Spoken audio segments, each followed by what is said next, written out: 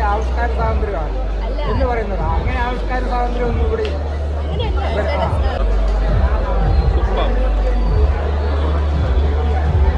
പടം എങ്ങനെ ഉണ്ടായിരുന്നു? പടം നല്ല പടമല്ല. എങ്ങനെ ഉണ്ടായിരുന്നു പടം? എങ്ങനെ ഉണ്ടായിരുന്നു പടം?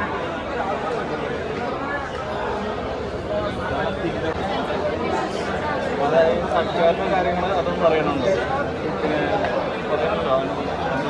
കാര്യങ്ങൾ കോടതിയിൽ ഇപ്പോൾ രണ്ടാമത്തെ മൂന്നാമത്തെ സീനിൻ്റെ ഉണ്ട്. അവിടെ ചോദിച്ചത് കോടതിയിൽ സീൻ പറഞ്ഞത് നല്ല ലുക്കിൽ പറഞ്ഞ് ഇഷ്ടപ്പെട്ട്.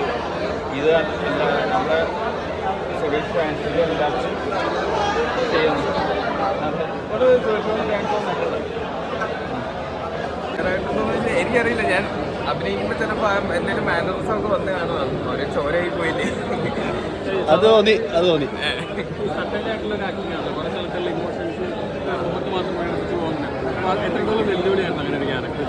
അത് നമ്മൾ ആഗ്രഹിച്ച് ചെയ്യുന്നൊരു വർക്കല്ലേ. നമ്മളപ്പോൾ അതിനു വേണ്ടി കഷ്ടപ്പെടുക. ഞാൻ ഭയങ്കരമായിട്ട് ആ ക്യാരക്ടർ ചിന്തിച്ച് ഒക്കെ ചെയ്യാനാണ് ശ്രമിച്ചേക്കുന്നത്. നിങ്ങൾക്ക് അങ്ങനെ തോന്നിയതില്ല, എനിക്ക് ഭയങ്കര സന്തോഷം. Okay, thank you. Okay bro. വൈകുന്നേരം വരും. സുരേഷ് ഏട്ടൻ വൈകുന്നേരം പോകുന്നത് ഇവിടെ. ഒരുമിച്ച് പ്രസ് മീറ്റ് ഉണ്ടാവോ? എനിക്കറിയില്ലല്ലോ. ഞാൻ ആദ്യമൊക്കെ റിയലൈസ് ചെയ്യട്ടെ എന്ത് സംഭവിച്ചു.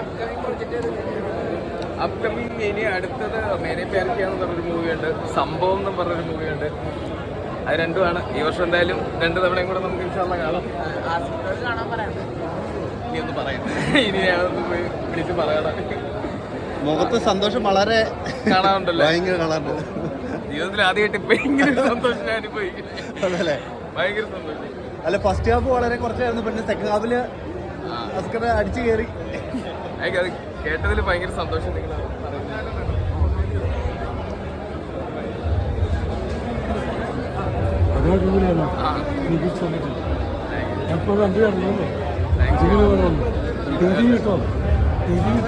ഇത് കിട്ടും.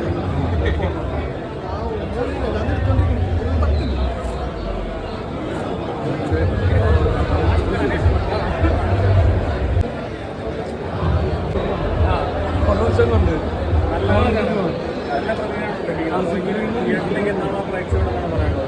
എല്ലാവരും വന്ന് കാണുക, നല്ല എൻജോയ് ചെയ്ത് കൈയടിച്ച് കാണാൻ പറ്റുന്ന കുറേ സിറ്റുവേഷൻസ് ഉണ്ട്. അത്രയൊക്കെ പറയാനുള്ളത്. ഇനി ബാക്കി എല്ലാവരും ചോദിക്കുന്നത് എനിക്കറിയില്ല ഇനി എന്താ പറയേണ്ടതെന്ന്. നല്ലൊരു ക്യാരക്ടറാണല്ലോ കിട്ടിയിരിക്കുന്നത്. അപ്പോൾ അതിൻ്റെ എക്സ്പീരിയൻസ് ഭയങ്കര സന്തോഷം. ഞാൻ കുറേ വെയിറ്റ് ചെയ്തതാണ്. ഇപ്പോൾ ഓരോ വെള്ളിയാഴ്ച പടം ഇറങ്ങും ഞാൻ രക്ഷപ്പെടുമെന്ന് പറഞ്ഞ് ഞാൻ കുറേ നാൾ വെയിറ്റ് ചെയ്തിരുന്നതാണ്. അപ്പോൾ ഇപ്പോൾ അത് ഫൈനലി അത് തിയേറ്ററിലെത്തി അത് കാണാൻ പറ്റിയപ്പോൾ ഭയങ്കര സന്തോഷം. ആസിഫിക്കയുടെ ഇതുപോലെ ഫസ്റ്റ് പടം ഇറങ്ങിയപ്പോൾ ഇതുപോലെ തന്നെ സന്തോഷമായിരുന്നോ? പിന്നെ നേരി കണ്ടിട്ടുണ്ടല്ലേ? ഓക്കെ, ഞാൻ പറയാം.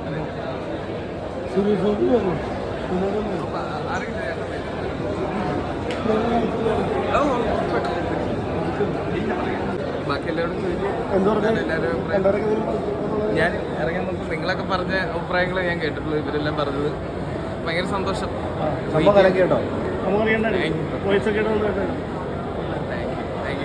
വൈകുന്നേരം കാണാം. ഇനി ഇടയ്ക്കിടയ്ക്ക് ഞാൻ തിയേറ്ററിൽ വന്നു.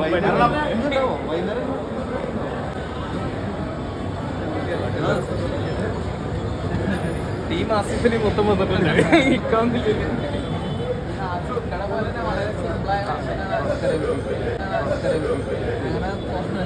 തീർച്ചയായിട്ടും.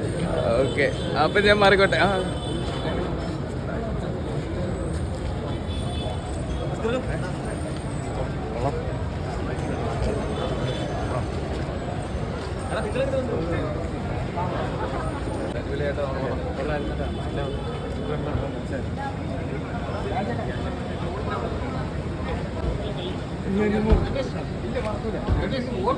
ഇത്രയും പേര്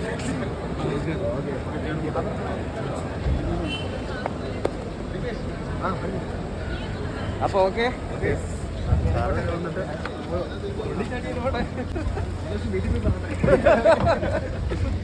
പടം നോക്കും.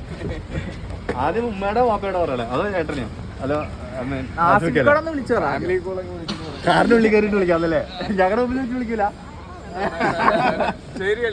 ഒന്ന് വിളിക്കാമോ? ഒന്ന് വിളിച്ചു നോക്കാമോ പ്ലീസ്? അപർണ ബിഗ് ബോസിലേക്കൊക്കെ പോകുന്നത് ഞാൻ പോകുന്നില്ല. പോകുന്നില്ല.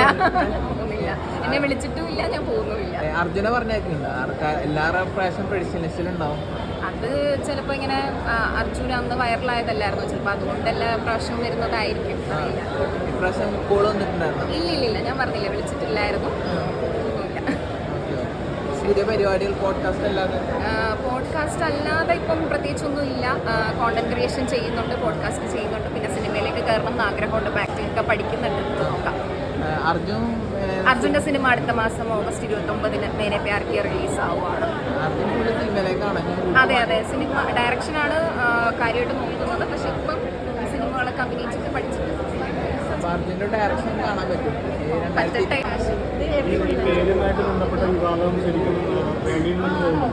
എനിക്ക് പേഴ്സണലി തോന്നിയില്ല. അത് പടം കാണുന്നവർക്ക് അത് മനസ്സിലാവും. നത്തിങ് നമുക്ക് മനസ്സിൽ അങ്ങനെ ഒന്നും വരില്ല. Janaki west state of Kerala nothing more than that. അത്രേ ഉള്ളൂ.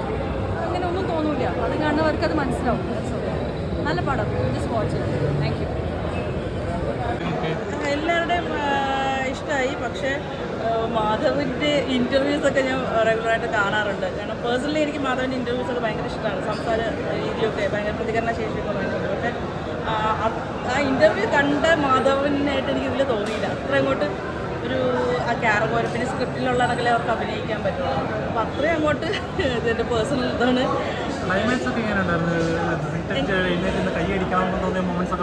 എങ്ങനെ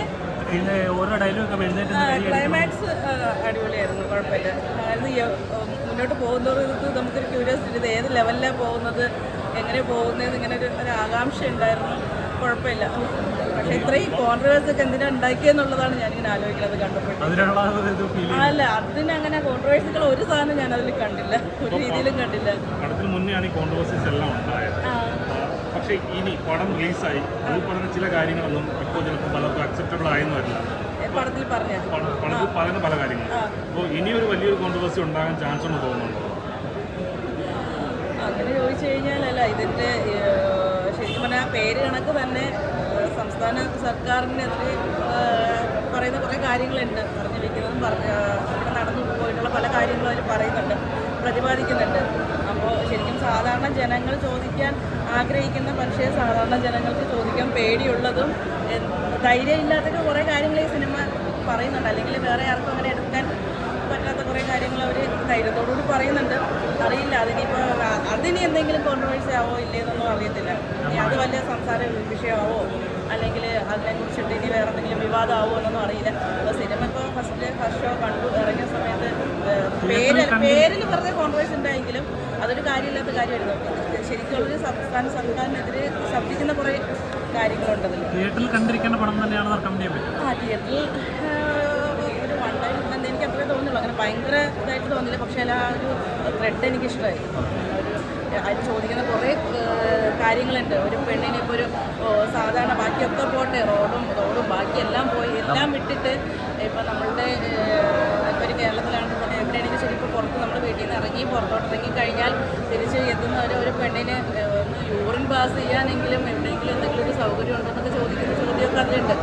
അപ്പോൾ സെക്കൻഡ് ഹാഫിലുള്ള കുറേ ക്വസ്റ്റ്യൻസ് ഒരു വുമൺ എന്നുള്ള രീതിയിൽ, ഒരു പെണ്ണെന്നുള്ള രീതിയിൽ, അല്ലെങ്കിൽ ഒരു കോമൺ ഒരു സാധാരണ ഒരു പെണ്ണ് എന്നുള്ള രീതിയിൽ ഇപ്പോൾ നമ്മൾ ബസ്സിലും ട്രെയിനിലൊക്കെ യാത്ര ചെയ്യാൻ സാധാരണ രീതിയിൽ ഇപ്പോൾ ഒരു സാധാരണക്കാരെ പോലെ ജീവിക്കുന്ന ഒരു സ്ത്രീ ചിന്തിക്കും കുറേ കാര്യങ്ങൾ. ഇത് എന്നെയും കൂടി കുറിച്ച് പറഞ്ഞില്ല, ഇത് നമ്മളെയും കൂടി പ്രതിപാദിക്കുന്ന വിഷയമല്ലേ എന്ന് ചിന്തിക്കും. അതേക്കുറിച്ചൊന്നും പറയില്ല. പെർഫോമൻസേഴ്സ് എല്ലാവരും ഇഷ്ടപ്പെട്ടു. സെക്കൻഡ് ഹാഫിലേക്ക് വരുമ്പോൾ അത് അത്രയും ഹെവി ആയിട്ടുള്ള റോള് ഇത്ര സ്ക്രീൻ പ്രസൻസ് അദ്ദേഹത്തിന് എടുക്കാൻ പറ്റിയില്ല എന്നാണ് എനിക്ക് ഫീൽ ചെയ്തത്. പിന്നെ ഇത് തന്നെയാണ്, ഒരുപാട് വിവാദങ്ങൾ ഉണ്ടാകുന്ന സബ്ജക്റ്റ് ഗവൺമെൻറ്റിനെതിരെയും നമ്മൾ പൊതുജനം പറയുന്ന രീതിയിലൊക്കെ ആ ഒരു രീതിയിൽ നല്ല രസകരമായിട്ട് സിനിമയിൽ ചെയ്തിട്ടുണ്ട്. പിന്നെ ആക്ഷൻ ബ്ലോക്കും അതുപോലെ തന്നെയാണ്, കുറച്ച് ലെങ്തി ആയിട്ട് തോന്നി ആ വില്ലനുമായിട്ടുള്ള ആക്ഷൻ സീന്. മൊത്തത്തിൽ നോക്കിയാൽ ഒരു ആവറേജ് സിനിമാനുമാണ്. പക്ഷേ സുരേഷ് ഗോപിയുടെ എനർജറ്റിക് ആയിട്ടുള്ള പെർഫോമൻസും ഡയലോഗുകളും കൊണ്ട് കണ്ടിരിക്കാവുന്ന സിനിമയായിട്ട് മാറിയത്. ഈ സിനിമ നല്ലൊരു സിനിമ തന്നെയാണ്. കാരണം നിയമവശ സാധ്യതകളൊക്കെ അവർ മുൻകൂട്ടി പഠിച്ചെടുത്തൊരു സിനിമയിൽ പ്രവീൺ നാരായണൻ എന്ന് പറയുന്ന ഡയറക്ടറായിട്ട് നല്ല കാസ്റ്റിങ്, എന്തായാലും നല്ലൊരു സിനിമ. എല്ലാവരും കുടുംബ പ്രേക്ഷകർക്ക് വന്ന് കാണാൻ ഒരു നല്ലൊരു ത്രില്ലിംഗ് ജാനറായിട്ടുള്ള സിനിമയാണ്. ഒരു അന്വേഷണം, നമുക്ക് തുടക്കം മുതൽ ഇൻട്രസ്റ്റ് ആവുന്ന ഒരു സിനിമ തന്നെയാണ്. അതായത് തുടക്കം വരെ കുറേ വശങ്ങളും നിയമങ്ങളൊക്കെ കാണിക്കുന്നുണ്ട്. പിന്നെ അച്ഛനും മോനും തമ്മിലുള്ള ഒരു സീക്വൻസ് ഒക്കെ അടിപൊളിയായിട്ടുണ്ട്. നല്ല കാസ്റ്റിംഗ് ഇത് അഭിനയിച്ചേക്കുന്നവരുന്ന സൂപ്പറാണ്. എല്ലാവർക്കും ധൈര്യപൂർവ്വം ഒന്ന് കാണാം.